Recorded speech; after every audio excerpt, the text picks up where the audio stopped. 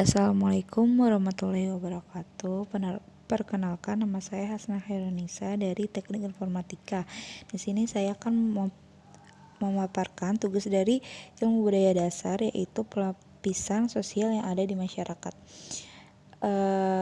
Pertama, saya akan menjelaskan masyarakat terbentuk dari individu-individu.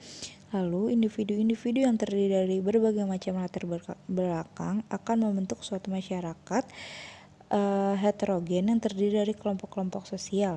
Dengan terjadinya kelompok sosial itu, maka terbentuklah suatu pelapisan masyarakat atau masyarakat yang berstrata. Nah, di sini ada pengertian pelapisan sosial menurut Pitirim A. Sorikin adalah perbedaan penduduk atau masyarakat ke dalam kelas-kelas secara bertingkat atau hierarkis. Ada juga yang menurut KBBI, stratification atau pelapisan masyarakat adalah perbedaan penduduk atau masyarakat ke dalam kelas-kelas secara bertingkat atas dasar kekuasaan, hak-hak istimewa, dan prestise. Masyarakat yang berstratifikasi sering dilukiskan sebagai suatu kerucut piramida di mana lapisan paling bawah adalah paling lebar dan lapisan ini menyempit ke atas. Pelapisan sosial merupakan gejala yang bersifat universal, kapanpun dan di dalam masyarakat manapun pelapisan sosial selalu ada. Biasanya pelapisan sosial itu berupa harta kekayaan, ilmu pengetahuan, atau kekuasaan. Tetapi tidak semua perbedaan posisi di dalam masyarakat menunjukkan adanya pelapisan di dalam masyarakat. Terjadinya sistem lapisan masyarakat terjadi dengan sendiri dalam proses pertumbuhan masyarakat tersebut. Tetapi ada juga yang terjadi lapisan masyarakat dengan disengaja yang disusun untuk mencapai suatu tujuan bersama. Ada juga sifat-sifat pelapisan sosial masyarakat menurut Surjono Sukanto. Yang pertama adalah sistem pelapisan sosial tertutup atau closed social stratification, yaitu membatasi kemungkinan pindahnya seseorang dari satu lapisan ke lapisan lainnya, baik yang gerak secara vertikal dan lebih sulit lagi bergerak secara horizontal. Yang kedua ada sistem pelapisan sosial terbuka, open-net social stratification, yaitu setiap masyarakat mempunyai kesempatan untuk berusaha dengan sendiri atau untuk naik lapisan, atau bagi masyarakat yang kurang beruntung berada di bawah lapisan terbawah.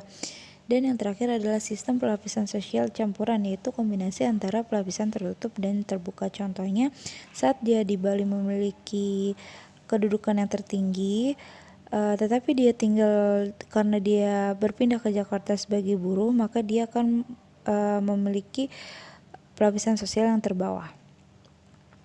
Selanjutnya yaitu ada unsur-unsur penting dalam sistem pelapisan sosial, yaitu pertama ada kedudukan dan peran. Kedudukan adalah tempat seseorang secara umum dalam bermasyarakat berhubungan dengan orang-orang lain. Yang kedua adalah peranan atau role. Peran merupakan aspek dinamis dari kedudukan. Jika seseorang sudah melakukan hak dan kewajibannya, maka orang tersebut telah menjalankan suatu peran. Nah, di sini ada 3 macam kedudukan dibagi menjadi 3, yaitu ascribed status, achieved status, dan assigned status. Pentingnya peranan adalah mengatur perilaku seseorang, bahwa peranan menyebabkan seseorang dapat mengetahui perbuatannya sehingga akan dapat menyesuaikan perilaku diri sendiri dengan perilaku orang lain. Di sini peranan dibagi menjadi 3, yaitu peranan adalah meliputi norma-norma yang dihubungkan dengan posisi atau tempat seseorang dalam masyarakat. Yang kedua adalah peranan adalah suatu konsep perihal yang dapat dilakukan oleh individu dalam bermasyarakat sebagai organisasi.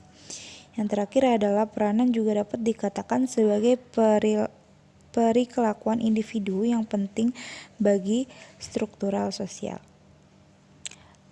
Sekian dari saya, kurang lebihnya mohon maaf. Wassalamualaikum warahmatullahi wabarakatuh.